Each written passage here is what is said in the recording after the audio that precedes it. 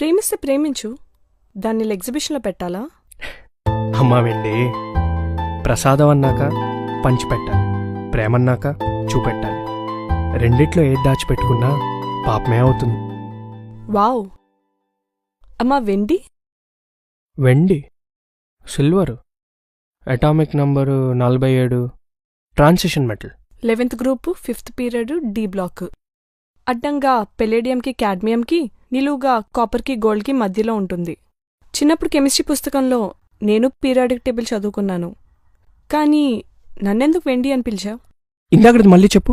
నన్నెందుకు కెమిస్ట్రీ పుస్తకంలో కొంచెం కాపర్కి గోల్డ్కి మధ్యలో ఆ రెండోది మళ్ళీ చెప్పండి.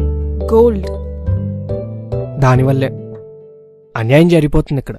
వాట్?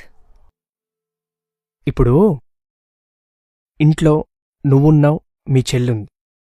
పనులిద్దరు బానే చేస్తారు. కాని ఎప్పుడు మీ చెల్లెల్నే పొగుడుతూ ముద్దాడుతూ అసలు నువ్వున్నావనే సంగతే మర్చిపోతే నీకెలా ఉంటుంది? వెండి, బంగారం రెండింటినీ వాడతాం.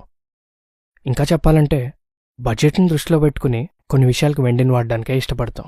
ఈ కాళ్ళకి పట్టీలు, వేళ్లకి మెట్టెలు, పూజలకో వ్రతాలకో చేతిలో పెట్టడానికి కుంకుమబరిణీలు, ఇన్ని పనులకు వెండిని వాడుకుంటూ ముద్దొచ్చినప్పుడు మాత్రం మనుషుల్ని పట్టుకుని బంగారం బంగారం అంటే వెండి బాధపడతా?